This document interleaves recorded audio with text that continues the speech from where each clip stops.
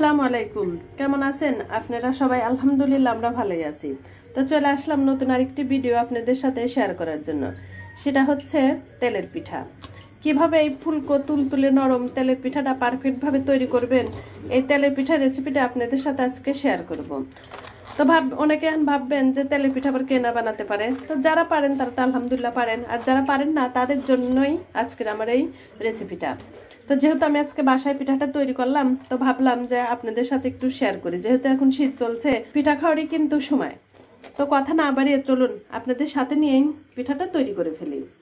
তেলের পিঠাটা তৈরি করার জন্য আমি এখানে ভিজা চাউলের গুঁড়াটা নিয়ে নিয়েছি। এখন আমি এখানে পরিমাণ মতো লবণ দিয়ে দেবো। যেহেতু খেজুরের গুড় দিয়ে পিঠাটা করবো, এর জন্য কিন্তু লবণটা বুঝে দিতে হবে, কারণ খেজুরের গুড় একটু নুনটা নুনটা থাকে, এর জন্য লবণটা ঠিকঠাক মতো দিতে হবে।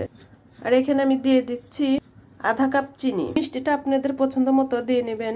যেহেতু তেলের পিঠাটার ভিতরে কিন্তু কুসুম গরম পানি দিতে হবে, তো আমি এই যে খেজুরের গুড়টাই গলিয়ে নিয়েছি, তো ওইটাই গরম আছে, আমি সেইটাই দিয়ে দিচ্ছি।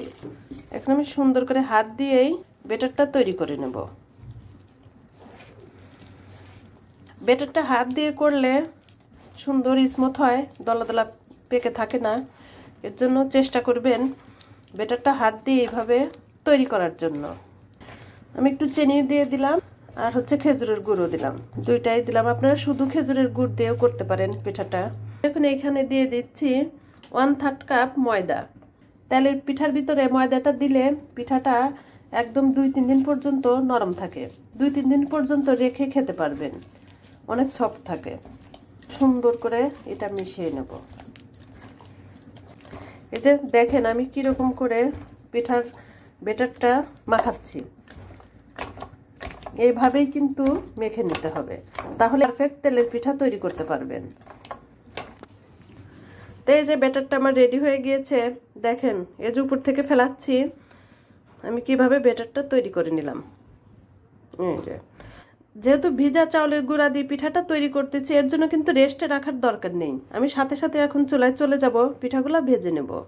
এই যে আগে থেকে চুলায় তেলটা বসিয়ে দিয়েছিলাম, তেলটা গরম হয়ে গিয়েছে।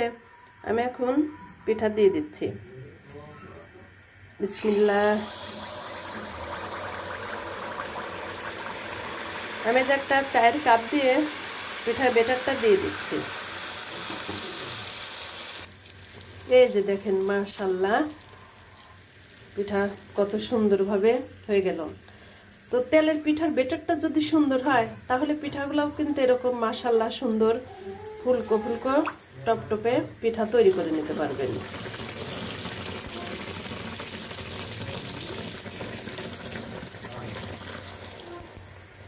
এই যে দেখেন কত সুন্দর মাশাআল্লাহ।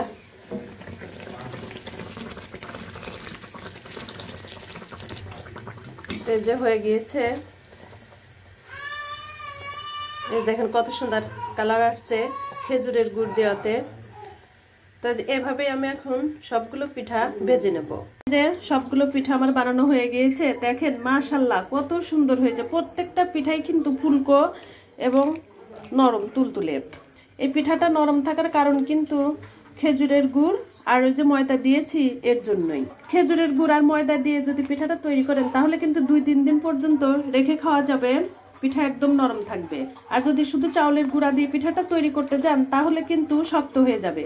পিঠাটা ভাজার সাথে সাথে খেতে হবে, পরে রেখে খাওয়া যাবে না। অনেকেই ভাববেন যে তেলের পিঠা আবার কেনা বানাতে পারে। যারা পারেন তারা তো আলহামদুলিল্লাহ পারেনি, আর যারা পারেন না তাদের জন্যই আমার আজকের এই রেসিপিটা। তো আমি যেহেতু পিঠাটা বানালাম, তাই আপনাদের সাথে রেসিপিটা শেয়ার করলাম। তো আমার ভিডিওটা যদি আপনাদের কাছে ভালো লেগে থাকে, তাহলে আমার ভিডিওতে একটা লাইক দিয়ে ভিডিওটা শেয়ার করে দিবেন। আর আমার পেজটা এখনো যারা ফলো দেন নাই, রিকোয়েস্ট থাকবে আমার পেজটাকে ফলো দিয়ে আমার সাথেই থাকার জন্য। তো আজকের মতো ভিডিওটা এখানেই শেষ করছি। আপনারা সবাই অনেক ভালো থাকেন, আল্লাহ আমাদেরকেও ভালো রাখুক। আল্লাহ হাফেজ, আসসালামু আলাইকুম।